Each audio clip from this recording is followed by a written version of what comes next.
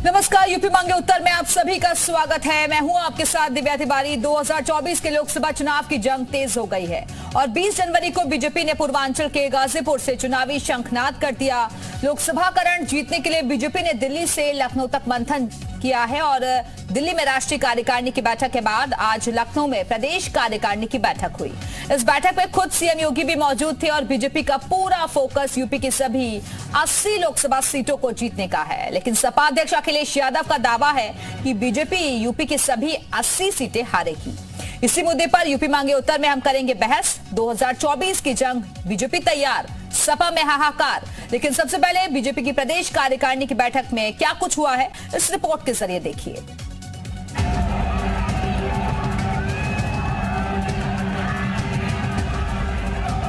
लोकसभा चुनाव में Uttar Pradesh king maker की भूमिका निभाता रहा है।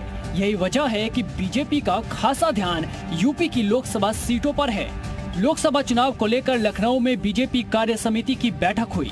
इसमें यूपी के सीएम योगी आदित्यनाथ समेत कई मंत्री, केंद्रीय मंत्री और पदाधिकारी शामिल हुए। यूपी के सीएम योगी आदित्यनाथ ने बैठक के उद्घाटन सत्र को संबोधित किया और परिवारवाद पर जमकर प्रहार किया।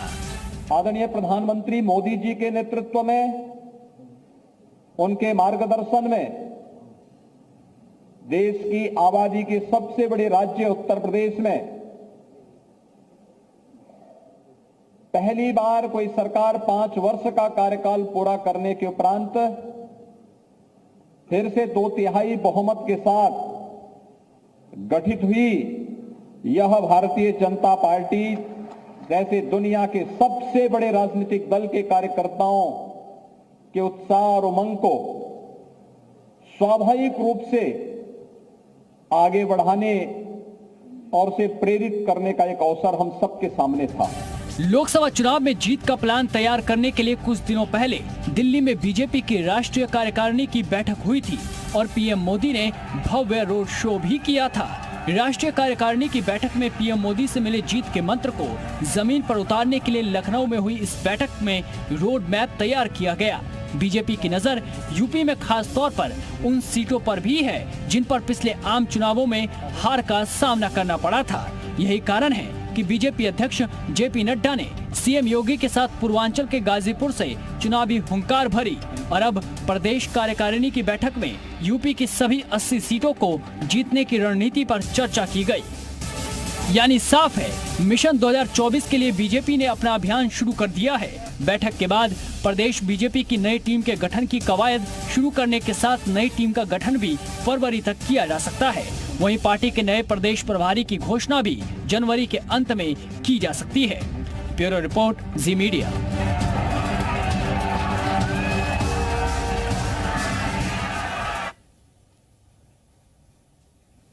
तो बीजेपी यूपी की सभी 80 सीटें जीतने का दावा कर रही है, लेकिन अखिलेश यादव को बीजेपी के दावे खोखले लग रहे हैं। पहले सुनिए अखिलेश यादव ने क्या कहा।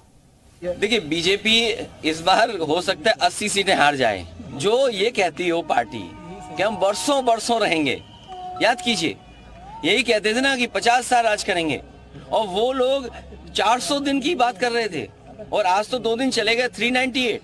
उनके राष्ट्रीय अध्यक्ष को कम से कम 2 मेडिकल कॉलेज देखने जाने चाहिए जो उन्होंने खुद शिलान्यास किए हैं। अगर वो 2 मेडिकल कॉलेज चले जाएंगे तो अपने आप कह देंगे कि उत्तर प्रदेश में कितनी लोकसभा जीतेंगे वो।